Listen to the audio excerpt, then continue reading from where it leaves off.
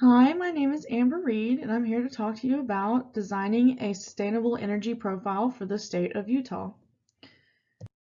Now, first, we want to talk about the current energy profile that is in Utah.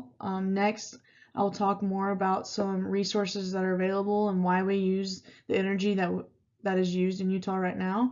I also want to discuss some environmental issues that we know from each resource and that we have seen throughout the state. We also want to do a projection of the demands that we need to meet in 20 years. And I've come up with a new energy profile for that for 2038 to include the increase in population and the increase in energy demands over the next 20 years. First, I'm going to talk about some of the major energy sources and resources that we use in the state of Utah. In Utah, we use crude oil, natural gas, coal, and many renewable resources. The main renewable resource we use is solar, which accounts for 2/3 of the total electricity generation using renewables. Four other renewable resources we use are wind, hydropower, geothermal, and biomass. The largest consumption sector in the state of Utah is transportation, which uses 261 trillion BTUs every year. The total energy per capita for consumption for the state of Utah is 266 million BTUs. For expenditures, we spend about $8,440 million every year, but per capita, we are one of the lower states at $2,773. The state of Utah currently has CO2 emissions from the electric power industry of 28,245,000 metric tons.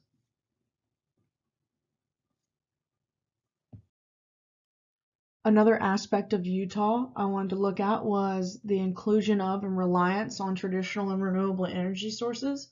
From the numbers, you can see that Utah relies heavily on traditional energy sources such as fossil fuels, which includes natural gas, coal, and crude oil.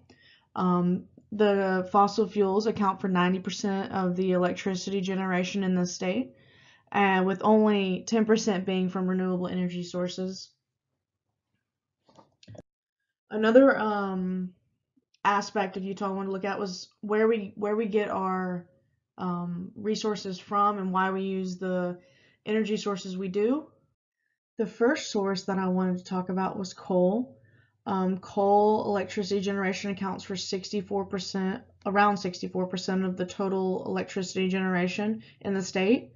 Due to the location of Utah in regards to the United States, it can be seen from the map that there is a large amount of coal deposits in the state. Coal mined in the state of Utah, about 4/5 of that coal is used for electricity generation, with the other fifth being sent out into the surrounding states. The next source I wanted to talk about was oil. Utah hosts the largest U.S. oil sand resource. It's actually considered one of the larger ones in the entire world. It accounts for Utah accounts for 1 in every 100 barrels of crude oil produced in the U.S. and 1 of every 8 barrels produced in the Rocky Mountain states. And it's known that oil has 1% of the nation's proved petroleum reserves. Another big contributor to the electricity generation in the state is from natural gas. Natural gas, Utah has 3 of the 100 largest natural gas fields in the U.S. and more than 1% of the nation's natural gas reserves. There are 3 storage facilities right now with a capacity of more than 124 billion cubic feet of natural gas, and natural gas accounts for 5 out of 6 households, which is the largest sector of natural gas use in the state of Utah. The next resource I wanted to talk about is solar.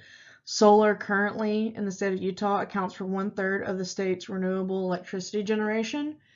Due to the location that you can see in the map, Utah has a large potential for an increase in solar power for the state's renewable generation. The next resource that I wanted to look at was geothermal. Right now, there are only 7 states in the U.S. with operating utility scale geothermal electricity. Due to the location of Utah, it has some of the best geothermal potential in the nation. As you can see from the map, the darker red is are the more favorable locations to have geothermal plants because they have the largest gradients. Utah, being where it is, has one of the largest gradients, especially in the mountainous areas. One of the big things I wanted to look at for a new energy profile was the environmental issues associated with the resources that are used now and the resources that could be used in the future. Traditional energy sources such as oil, natural gas, and coal have a environmental issue associated with combustion products that can be released into the atmosphere, as well as oil and coal have environmental issues associated with the resource extraction and the destruction of the land that is used to acquire these resources. When looking at renewable energy sources, hydroelectric and geothermal have to be looked at. Hydroelectric dams have more environmental issues associated with the dams themselves as opposed to the actual energy created from these dams. These dams repurpose large land areas, which in turn relocates large amounts of people and causes a disruption of the ecosystems, which in turn kills the wildlife. These reservoirs are located over large land areas, so greenhouse gas emissions are produced from the decaying biological material underneath the water, especially methane production. And another aspect to look at hydroelectric dams, you have to look at the age of the dams in Utah, the oldest being from 1896, and 2/3 of the dams coming in the state of Utah are older than 50 years old. When looking at geothermal renewable energy, you have to look at the noise produced, the land subsidence from the injection of fluids into the earth, and the fact that these geothermal plants are going to be located on mountains where the large gradients are going to be, so you have to look at the aesthetics of the plant themselves. We wanted to look at the energy demands in 2038 to kind of decide what energy profile we would need to have in 20 years. When looking at the energy demand in 2038, we need to look at the present energy demand and the population. Population right now in Utah is 3.16 million people with an energy consumption per person of 266 million BTU. In 2038, we project a population of 4.38 million with an energy demand for the entire population of 1,165 trillion BTUs. When looking at making a new energy profile for Utah, we want to see less of a reliance on coal-fired electricity generation. This will cause a reduction in CO2 emissions. We know that there will be a less of a reliance on coal-fired electricity just because we have seen a reduction of percentage of coal mining operations in the state. So we want to combat that with an increase in renewables and an increase in other energy sources. We want to see an increased uses in geothermal, hydroelectric, and solar. We believe it's unrealistic to switch to one resource for energy demand in 2038, so we still want to use natural gas and oil.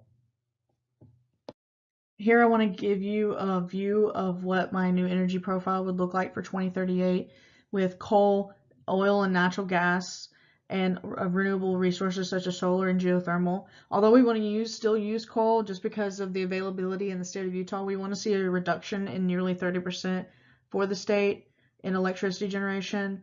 We believe this is a realistic goal because over the last year we've seen a reduction by 9%, and over the last 20 years we've seen a greater reduction in coal used in the state.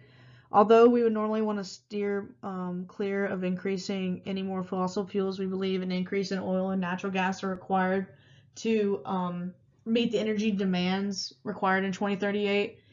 We chose an increase in these just because they do produce less CO2 than coal does, oil produces 20% less CO2 than coal, and natural gas produces 50 to 60% less CO2 than coal. We also want to see a great increase in renewable resources used in the state of Utah. To meet these energy demands in 2038, we believe a 10% increase in renewables will accommodate the energy demands, especially solar and geothermal. The location of Utah is favorable for these two renewable energy sources.